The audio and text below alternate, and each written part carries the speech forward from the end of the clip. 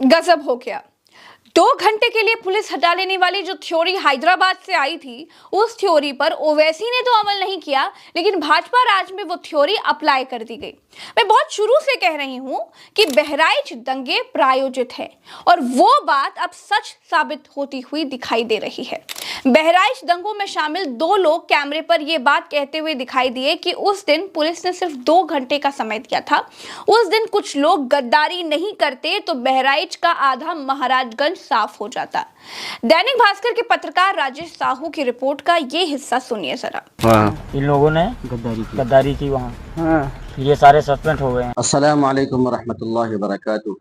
उम्मीद है बस आप सब खैरियत से होंगे। आज आप हजरात के सामने एक बहुत ही ज़बरदस्त वीडियो लेकर हाजिर हुआ हूँ। जो बहराइच में फसाद हुआ है उसका असल जिम्मेदार कौन है? क्या हिंदू या मुसलमान? हम मुसलमान हैं, हम कहेंगे कि मुसलमान दोषी नहीं है, हिंदू दोषी। हिंदू कह रहे हैं कि मुसलमान दोषी है। तो आपस में एक दूसरे से न लड़ते हुए असली हकीकत जान लें खुद उनकी ज़बान से, जो इस दंगे में शामिल थे, कि ये दंगा क्यों हुआ, किसने कराया। ये मैं नहीं कह रहा हूँ, ये न्यूज़ रिपोर्ट कह रही है, न्यूज़ चैनल वाले खुद कह रहे हैं। और वो आदमी खुद कह रहा है जिसने जो है इस दंगे में हिस्सा लिया था, तो खुद अपनी ज़बान से कह रहे हैं, खुद उन्होंने कबूल किया है कि पुलिस ने गद्दारी की है ना। सिर्फ हमें 2 ही घंटे का मौका दिया, कुछ और समय दिया होता तो पूरा बहराइच का महाराजगंज साफ हो गया होता। तो चलिए बहुत ज़्यादा बातें न करते हुए पहले आप हजरात वीडियो सब देख लें ताकि हकीकत सामने आ जाए। और आपसे दरख्वास्त है कि वीडियो को ज़्यादा से ज़्यादा शेयर करें ताकि लोगों का दिमाग में जो खलकशार भरा हुआ है कि हिंदू मुस्लिम, ये निकल जाए। ये हिंदू मुस्लिम का खेल नहीं है दोस्तों, ये असल राजनीति का खेल है। हिंदू मुस्लिम को लड़ा करके राजनीति का खेल खेला जा रहा है। तो चलिए सबसे पहले आप हजरात वीडियो देखिए।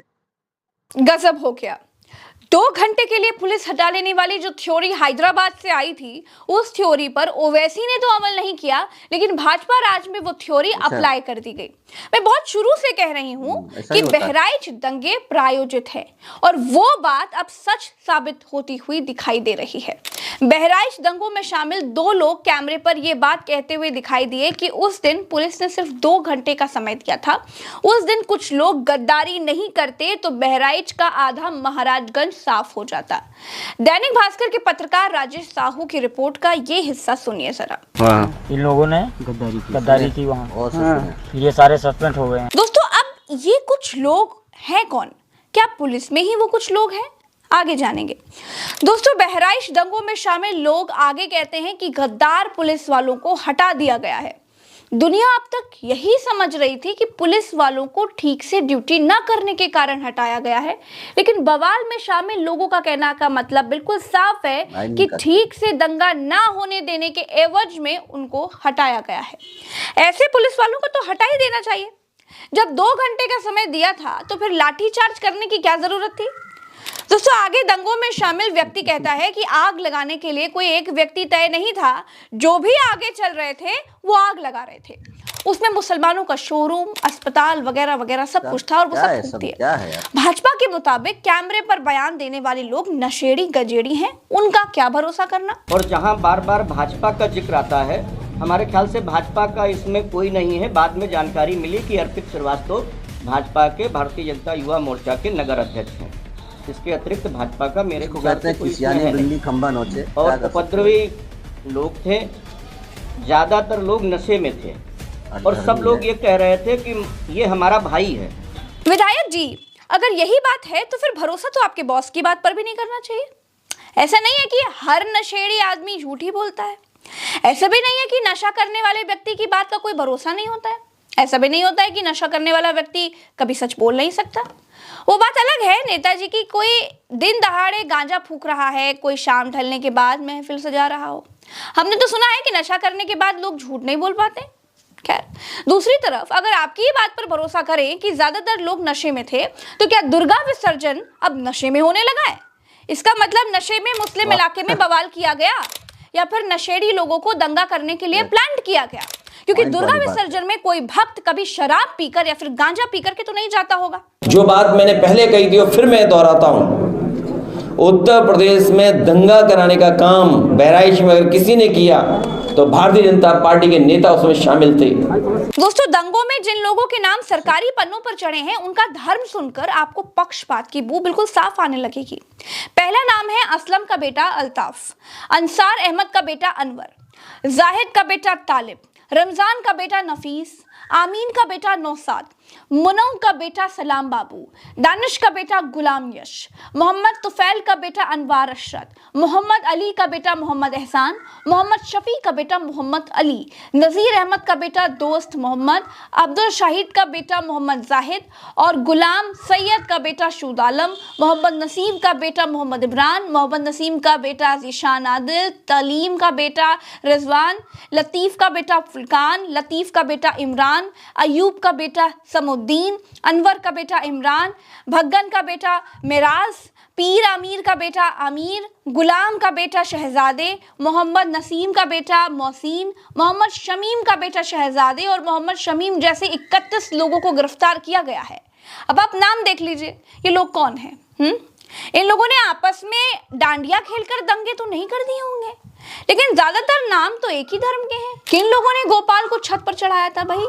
किन लोगों ने दुर्गा पूजा में आपत्तिजनक गाना बजाया था भाई? कौन लोग थे वो जिन्होंने बवाल शुरू किया? किसी को कुछ नहीं मालूम। बहराइच दंगे के बाद एक ही पक्ष खटगरे में खड़ा किया गया है, जैसे कि दंगा सिर्फ एक ही पक्ष के लोगों ने किया हो। दंगे के बाद जैसे कि भाजपा हमेशा करती है, 23 लोगों के घर गिराने का नोटिस लगा दिया गया। मामला सुप्रीम कोर्ट पहुंच गया। सुप्रीम कोर्ट का पहले से आदेश है कि धर्म देख करके या फिर किसी घटना के बाद किसी का घर नहीं गिराया जाएगा। सुप्रीम कोर्ट ने घर गिराने की कार्रवाई को रोकते हुए कहा कि बुलडोजर चलाकर तो दिखाओ, तब जाकर बुलडोजर पर रोक लगी। न्यायमूर्ति बी.आर. गवई और न्यायमूर्ति के.वी. विश्वनाथन की पीठ के सामने बहराइच में बुलडोजर एक्शन पर तत्काल सुनवाई की मांग की गई थी। कोर्ट ने कहा जब तक इस पर ठीक से सुनवाई ना हो बुलडोजर नहीं चलेगा। दोस्तों, जैसे ही कोई घटना होती है वैसे ही सरकार को याद आ जाता है कि गुरु घर गिराना है, और घर किसी मुसलमान का निकल आए, किसी यादव का निकल आए तो क्या ही कहने, अंधा क्या मांगे दो आंखें। भारतीय जनता पार्टी की रणनीति रही है कि लोगों को बांटो, शाम दाम दंड भेद करो और चुनाव जीतो। ये कोई नई बात नहीं है। आपको थोड़ा पीछे जाना पड़ेगा कि जिस प्रकार से उत्तर प्रदेश में 2013 का दंगा हुआ था और उस दंगे की रणनीति जो भी थी उसमें भारतीय जनता पार्टी के लोग भी पीछे से पाए गए, चाहे वो फर्जी सीडी चलाने का मामला हो, चाहे तमाम दूसरे मामले हों। और इसमें जाहिर सी बात है भारतीय जनता पार्टी को उत्तर प्रदेश में ही नहीं देश में भी कहीं ना कहीं उसका फायदा मिला था। और मोदी सरकार को आने में हम मानते हैं कि 2013 के मुजफ्फरनगर दंगे का बहुत बड़ा हाथ रहा है। इसके अलावा 2017 में जो भारतीय जनता पार्टी की योगी सरकार बनी थी उसमें भी 2013 के दंगे का महत्वपूर्ण स्थान मैं मानता हूं, क्योंकि मैं मुजफ्फरनगर से ही बिलोंग करता हूं। मुजफ्फरनगर में कभी भी इस लेवल का दंगा नहीं हुआ कि दंगा गांव तक पहुंच जाए। दुर्भाग्य की बात यह है कि इस बार जो दंगे हो रहे हैं वो गांव तक पहुंच रहे हैं। पहले दंगे शहरों में होते थे, हमने देखे कि अलीगढ़ में दंगा हो गया, मेरठ में कोई दंगा हो गया और प्रशासन उसको दबा लेता था और वो कवर हो जाती थी, चीजें बात खत्म हो जाती। लेकिन इस बार जो दंगे हो रहे हैं ये गांव में जा रहे हैं, गांव को चपेट में ले रहे हैं। ये दुर्भाग्यपूर्ण बात है। इसके अलावा हम देखते हैं कि जिस प्रकार से सत्ताधारी दल के लोगों के नाम आ रहे हैं, सत्ताधारी दल के ही विधायक और जिम्मेदार जनप्रतिनिधि ही एफआईआर में अपने लोगों के नाम लिखवा रहे हैं, तो ये जताता है कि भारतीय जनता पार्टी की मंशा चुनाव में लेके क्या फायदा लेने की है, आप क्या करना चाहते हैं। 10 सीटों पे चुनाव है जिसमें से एक पे कानून व्यवस्था के चलते रोक लगी हुई है, 9 सीटों पे चुनाव होने हैं। मुजफ्फरनगर की भी पीरापुर सीट है जहां पे चुनाव होना है, इसलिए मुजफ्फरनगर भी दंगे की जड़ में है। बाकी आप बहराइच में देख रहे हैं कि किस प्रकार से घटना लगातार हो रही है। सुप्रीम कोर्ट दखलंदाजी कर रहा है। सुप्रीम कोर्ट को कहना पड़ रहा है कि आप कोई बुलडोजर नहीं चलाएंगे, आप कोई एक्शन नहीं लेंगे जब तक हम कोई फैसला नहीं कर देते। तो इतनी बड़ी बड़ी बातें अगर उत्तर प्रदेश में हो रही हैं तो इसके पीछे की राजनीति और इसके पीछे का षड्यंत्र आपको समझना चाहिए। भारतीय जनता पार्टी प्रदेश ही नहीं देश में भी सरकार बनाने के लिए किसी भी हद तक जाने को तैयार है। आपने पिछले दिनों देखा हरियाणा में किस तरह के षड्यंत्र भारतीय जनता पार्टी के सामने आए। लगातार भारतीय जनता पार्टी झारखंड और महाराष्ट्र में क्या काम कर रही है। तो भारतीय जनता पार्टी किसी भी कीमत पर चुनाव जीतना चाहती है, चाहे उसके लिए उसको कुछ भी करना पड़े। और मुझे लगता है कि इस घटना को भी कहीं ना कहीं चुनाव से जोड़ के ही हमें देखना होगा। दैनिक भास्कर के रिपोर्ट में जो लोग पुलिस की मिली भगत की तरफ इशारा कर रहे हैं, क्या इसकी जांच होगी? क्या पुलिस ने जानबूझकर दंगा कराया? जब मालूम था कि गोपाल की जान बवाल में ही गई है, तो फिर 5000 लोगों के साथ शव यात्रा निकलने क्यों दी गई? पुलिस की मौजूदगी में दुकानें, अस्पताल क्यों फूंक दिए गए? घर लूट लिए गए? पुलिस ने कोई कार्रवाई आखिर क्यों नहीं की? वो लोग कौन थे जो आग लगा रहे थे? उनकी गिरफ्तारी क्यों नहीं हुई? क्यों मुसलमानों के नाम ही पुलिस के रजिस्टर में भरे पड़े हैं? मुसलमानों ने अपने शोरूम, अपने अस्पताल, अपनी गाड़ियां खुद फूंक दी क्या? कौन लोग थे फूंकने वाले? दंगे वाले दिन की कहानी खुद बीजेपी का विधायक भी सुना रहा है, एफआईआर करा रहा है, कह रहा है कि बीजेपी का नगर अध्यक्ष बवाल कर रहा था, अस्पताल से ही भड़का रहा था। लेकिन क्या कार्रवाई हो रही है? कुछ नहीं। इस बहराइच दंगे की जांच कराई जानी चाहिए। इसके पीछे नेताओं का हाथ जरूर मिलेगा और भाजपा नेताओं के नाम अभी से ही आ रहे हैं। ऐसा क्यों होता है कि जिला बदल जाता है लेकिन दंगा कराने का स्टाइल है, जो पैटर्न है, वो नहीं बदलता है? जब मैं आपके सामने वीडियो कर रही हूं ना, तभी मुजफ्फरनगर दंगों के मामले में भाजपा के पूर्व मंत्री समेत 12 लोगों के खिलाफ गैर जमानती वारंट जारी किया है कोर्ट ने। दोस्तों, भाजपा की राजनीति धर्म पर आधारित है। जब धर्म के आधार पर दो समाज आपस में बटेंगे तभी तो भाजपा की दुकान चलेगी ना, इसमें तो कोई दो राय नहीं है। वरना आप सोचिए, जो योगी आदित्यनाथ अब तक इस बात पर बड़ा कॉलर ऊंची करते थे कि उनके राज्य में एक भी दंगा नहीं हुआ, उनके राज्य में दंगे कैसे हो रहे हैं? सवाल तो बहुत बड़ा है। इस सवाल का जवाब सब जानते हैं। जवाब जानते हैं तो कमेंट में लिखिएगा। इस वीडियो को खूब खूब खूब शेयर करिएगा ताकि सब तक ये वीडियो पहुंच जाए और लोगों की कुछ आंखें खुल सके, ये अंधभक्ति का चश्मा लोगों के आंखों से उतर सके और लोग सच्चाई देखना लग जाएं।